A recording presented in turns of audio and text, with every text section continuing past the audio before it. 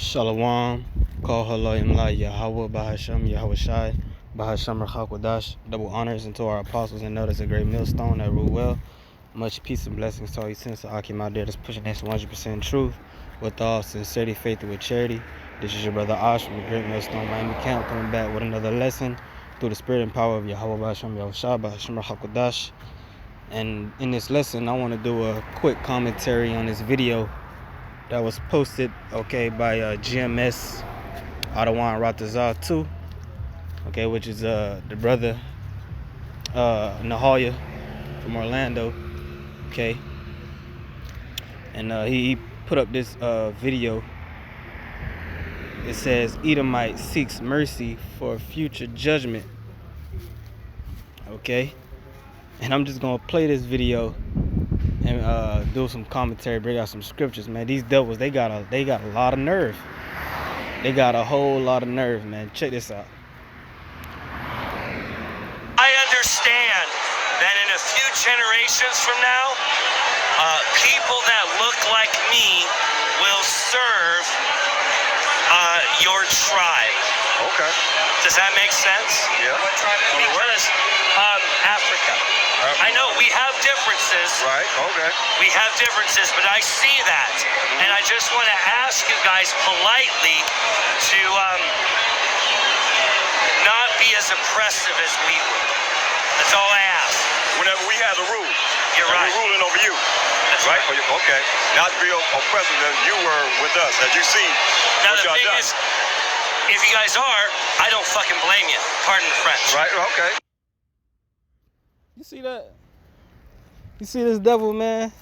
These devils got a lot of nerve, man. He said he can see it. So basically, this guy right here, he was clear as an Edomite, He said he can see that in the future, in the near future, that we are gonna have them in slavery. So the Most High allowed this devil to see it. He can clearly see his kingdom is going down. He can clearly see our people coming up, man. He heard the truth. He heard the scriptures, obviously. And he heard whoever, probably watched some Hebrew Israelite videos or whatnot. And he can see it. He can clearly see what's getting ready to happen. And but on top of that, he knows how oppressive and brutal his people were to us when, from the point, when we began to go into slavery up until now.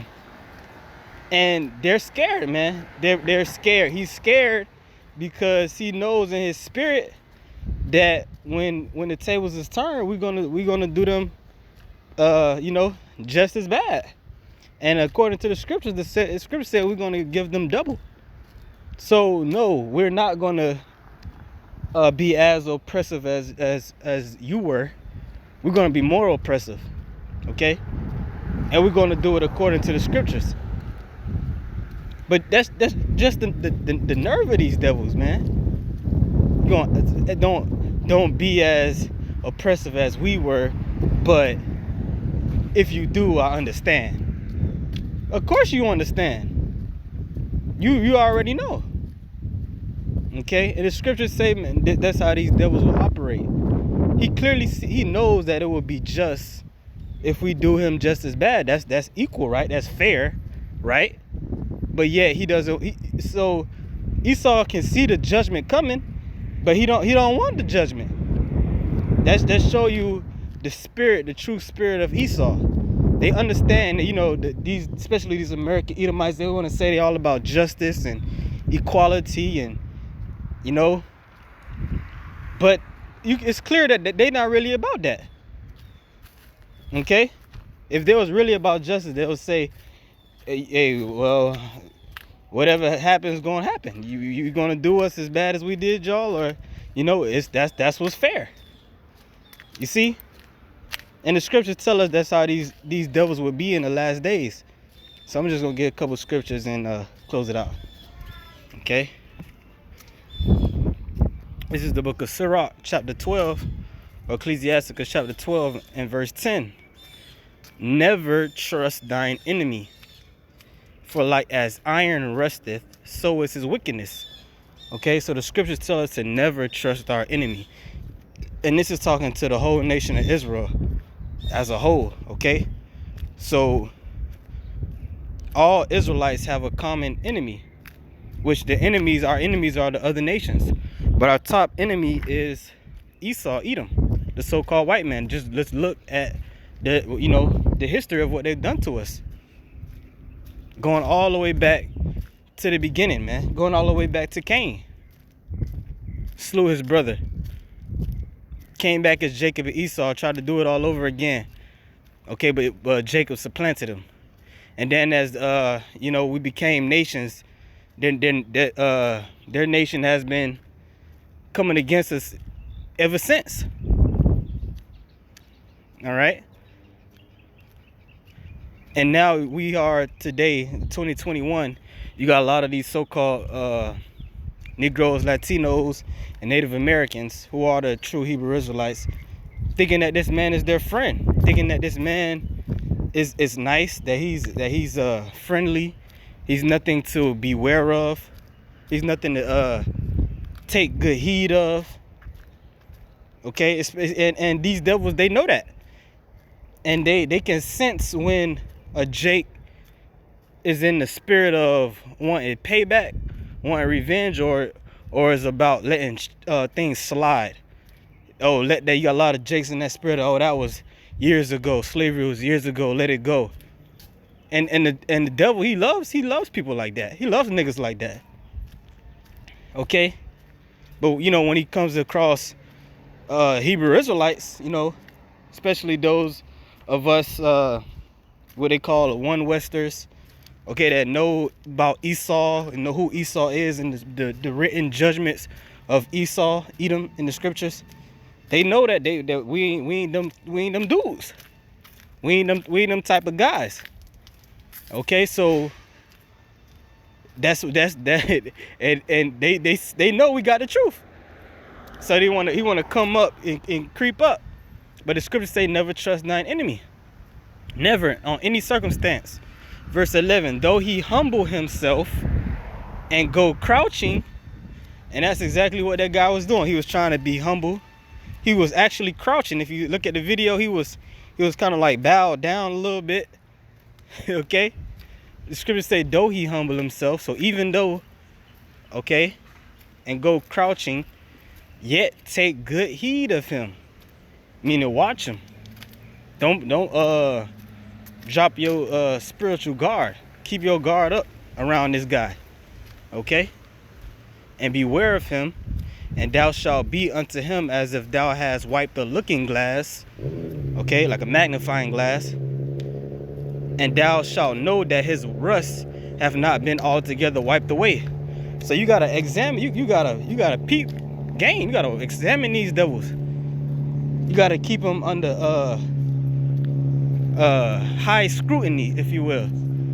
Just look at them, observe them, do a thorough investigation into the way they move. Don't just listen to whatever they say. You got a lot of these Jakes, they just listen to whatever the hell a white man say. They don't ask no questions, no nothing. They don't do no research. They don't do no history, nothing. Okay, but the scripture said if you actually take a good look at this devil, no matter if he try to come humble and crouching, just listen to what he's saying. It's wicked. Okay? You got a regular simple-minded Jake.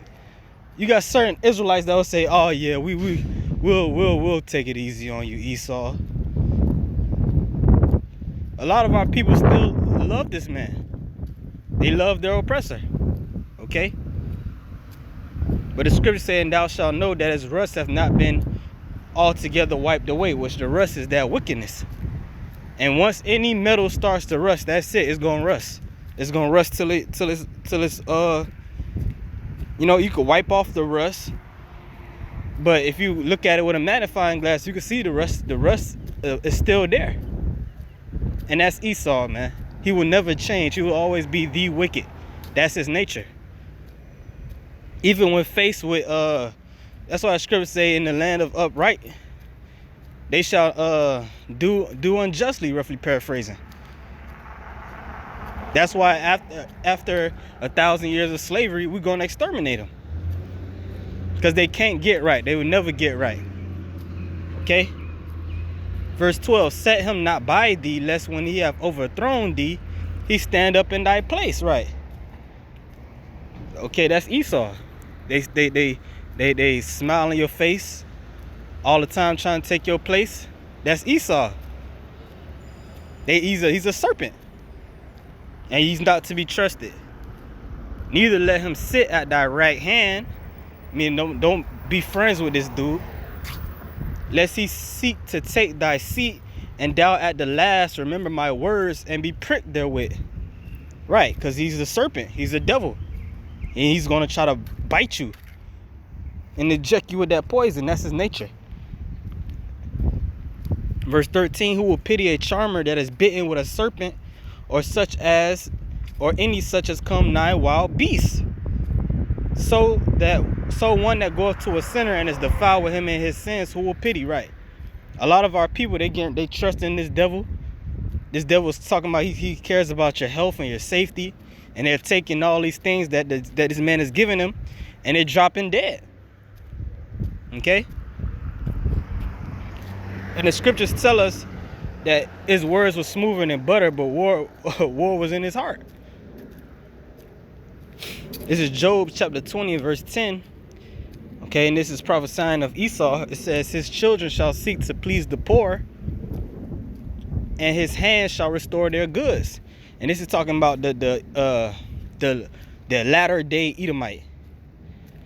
As it is written in 2nd Ezra, the 6th chapter,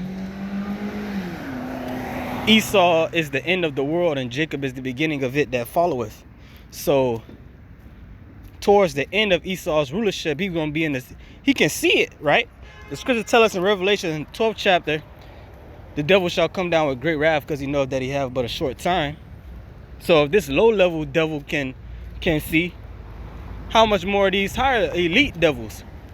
They can see exactly what's going on, which shows all of them know. Okay? They all know that their time is running out. So you got a lot of them, what they trying to do, they trying to act like they want to be our friend. They want to be Jake's friend.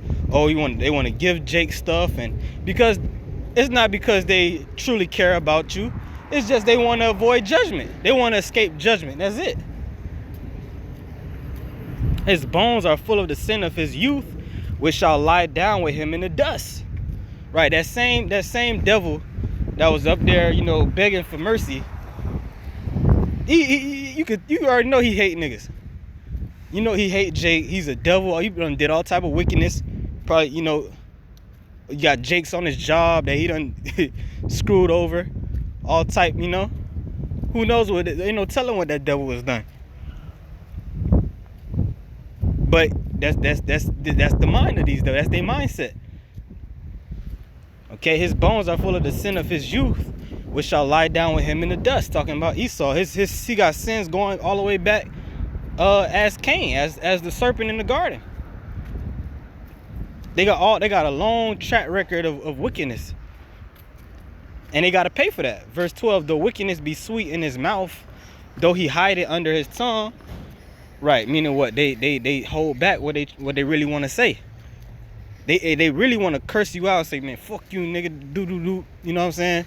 Nigger. Okay. But they'll hold it to act. Though he spare it and forsake it not, but keep it still within his mouth, yet his meat in his bowels is turned. It is the gall of asp within him. So he can only hold it for so long. He can only hold his true nature for so long. And these devils is getting ready to show their horns very soon. That's what you got this guy Joe Beasy in the White House. You see the spirit he's in, and you got a lot of these devils in the same spirit. Yeah, that one FDA official talking about we should just start blow darting Jakes that don't want to get the juice. It's like a collective consciousness amongst these Edomites, and they all just showing their horns at once. That's the time we're living in. Okay? They can only be in that spirit of crouching and, you know, humbling themselves for so long. Their true nature is always going to come out. You see? And that's the times that we're living in, man. So that's just something I wanted to speak on real quick. Lord, when it was edifying, I want to give all praise, honor, and glory into Yahweh, Ba'ashem Yahushai, Ba'ashem Hakudash. Until the next lesson, Shalom.